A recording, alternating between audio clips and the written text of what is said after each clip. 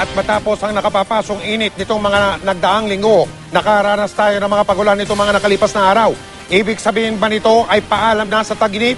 Narito ang pagtutok ni Rafi Tima. Hindi lang daw ulan ang dulot ng La Nina sa Pilipinas. May kinalaman din umano ito sa napakainit na panahong ating naranasan noong mga nakaraang linggo.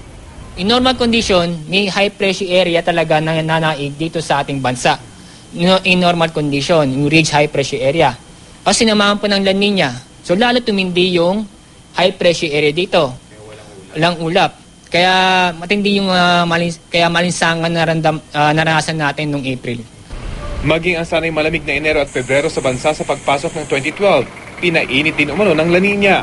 Yun ang kapanahonan ng La Nina, so inaharangan niya. So isipin mo isang malaking bato dito na wala dapat ng normal condition. Nung nangyari in January, February, nagkaroon ng parang bato dito, so yung lamig hanggang dito lang siya. Kaya mainit yung Metro Manila noong January, February. Kaya nagtataka mga tao, bakit ang init dapat malamig?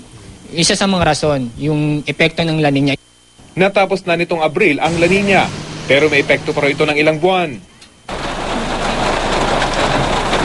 At kung natuwa kayo sa pabugso-bugsong pagulan itong nakarang araw, may magandang balita ang Pag-asa. Papasok na raw ang tag-ulan. Normal onset ng ulan. So ano ba yung normal onset? So second half of May to first half of June. So normal onset yun. Associated with the southwest monsoon, yung habagat.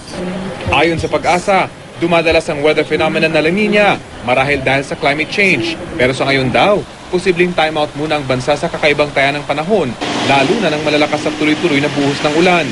Meron pa tayong tinatawag na neutral. So yun ang transition. So neutral condition tayo. Ibig sabihin, walang El Nino, walang La Nina. So normal.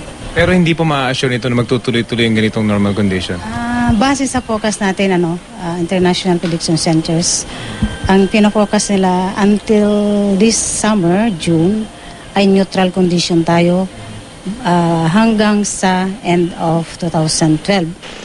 Gayunpaman, babala ng Pag-asa, panatilihin pa rin ang pagiging handa dahil anumang oras, pwedeng magbago ang ihip ng hangin ika nga. Sa pagpasok ng 2013, pwede raw tayong muling makaranas ng La Nina o kaya naman ang kabaligtaran nitong El Nino o ang kakulangan naman ng ulan.